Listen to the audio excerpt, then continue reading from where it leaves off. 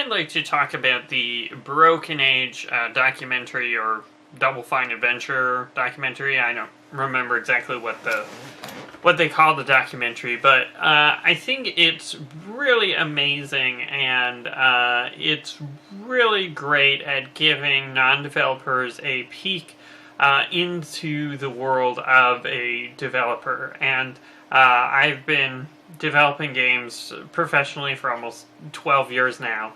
So it wasn't really news to me, but it was amazing to show the ups and downs of what developing a game can be like. And I think it's tough because as a gamer, you're often very critical of things.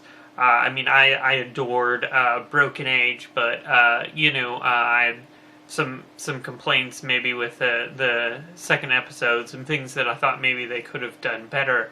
But it's really interesting to see the developers talk about the game during the experience, when they're developing it, and you can hear the assumptions that they're making, and it gives you this great insight into why they created things the way they did. And certainly that's something that I've been trying to do with these developer diaries, but I think these developer diaries are fairly one-sided in that, aside from maybe like one or two Joe made a very long time ago, it's just me talking.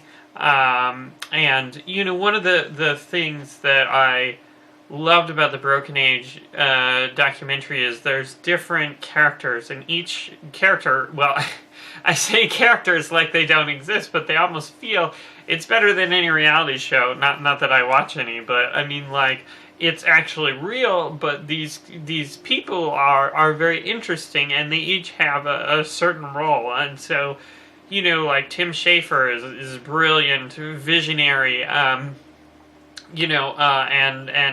he, has these dreams that are almost too big to fit in the game. And then, you talk to, like Justin Bailey, their COO, and he's, really trying to keep the company afloat. And that's really one of the things, I've talked about sustainability and the challenges of running an indie business. But if you look at Double Fine, and it's tough because, Double Fine's in a really difficult position because they're sort of indie and they're sort of not. So you look at the struggles, that they face trying to keep a company afloat, and they're in the San Francisco area, which is beautiful but very expensive. And, I don't know, Wikipedia said they had 65 employees. I don't know if that's true anymore, because, if you watch the documentary, they had some layoffs, which were really difficult, and they really didn't, pull any punches or try to gloss that over, which was really cool. But, so they have very real costs, and costs that are much greater than that of an indie game developer. Like, I don't get benefits. No one on the team gets benefits. I'm fortunate to be married to someone who receives benefits through her work, but, not paying benefits is a way to save money in indie development. For a long-term company trying to get people to come here, that doesn't work. Renting an office in San Francisco is not cheap.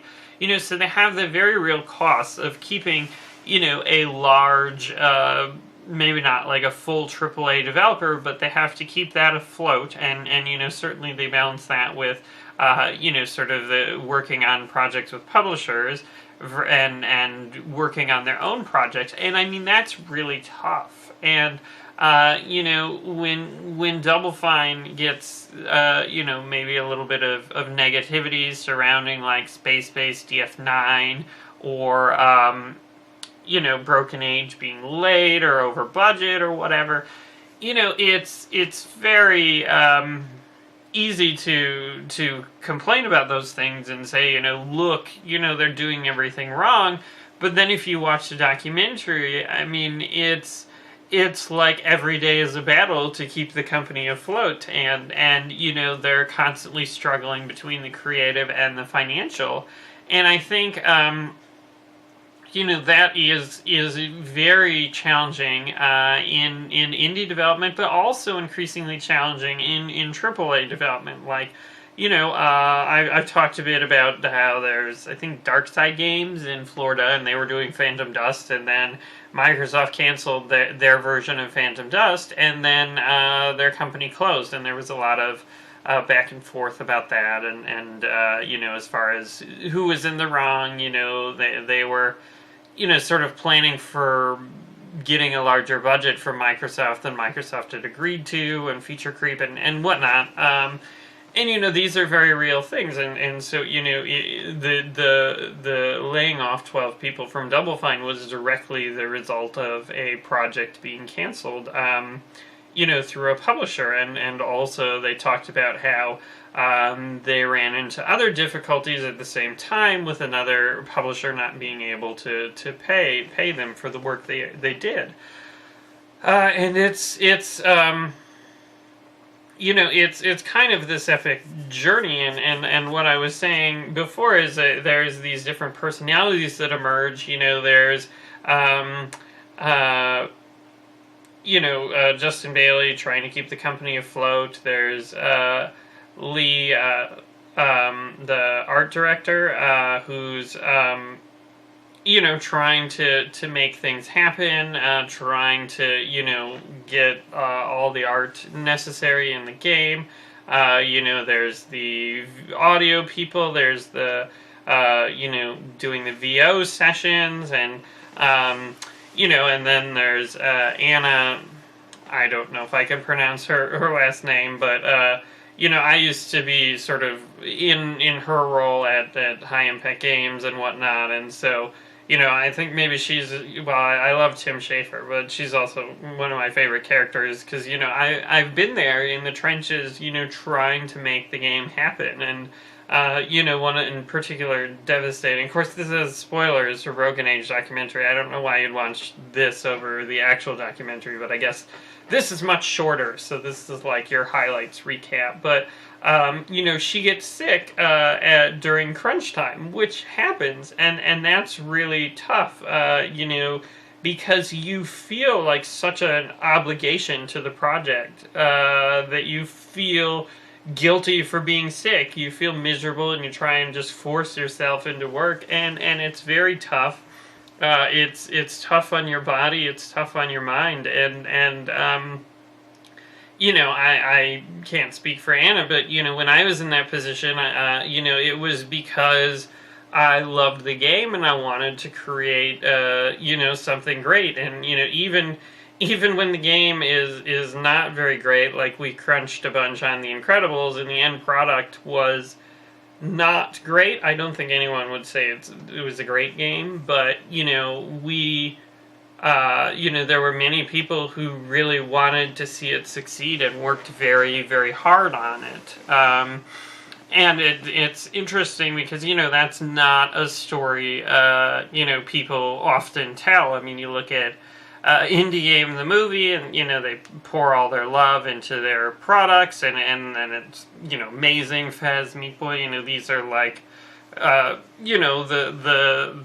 top, best examples of indie games, whereas, there are the Retrogrades and the Incredibles, or maybe it's just the games that I work on, have problems, where, you pour, a lot of effort, your heart and soul into it, and then it isn't successful, or, doesn't turn out very well, and I think that the Broken Age documentary really shows the struggles of getting a game out there, even for the people who aren't happy about Broken Age, which I'm very happy about Broken Age. I love Broken Age, but I think it's great at giving insight into the development process, and this was all sort of old news for me. In that I've been through development cycles, I've been through some hellish ones. Certainly, I've talked a lot about Retrograde, and it was brutal. But it's great to see it, and in an entertaining fashion. I mean, when I watched the Broken Age documentary, it's like I waited till Act 1 came out, and then I watched all the Act 1 episodes, and I just couldn't stop. I was addicted. I don't know why I'm gesturing eating, but, you know, I just kept watching, you know. And then the same thing, you know, when I finished Act 2, then I just kept watching the documentary, and it was amazing. And, you know, in the last episode, Aaron got a lot, well, not Aaron, but when I was watching the last episode, I got a little teary-eyed. You know, I felt like I had been on the journey with them when, you know, really, I was just watching the episodes. And I mean, you know, and I almost, it's weird to say, but I feel like sad that I'm not going to find out, you know, what Anna and Oliver are up to now. You know, I'll have to like follow them on Twitter or something, because I feel like, you know, I connected with them through this documentary, even though I've never met them. And now I just like, I want to know what they're up to next. I want like you know, where are they now in 6 months, you know, Double Fine Adventure.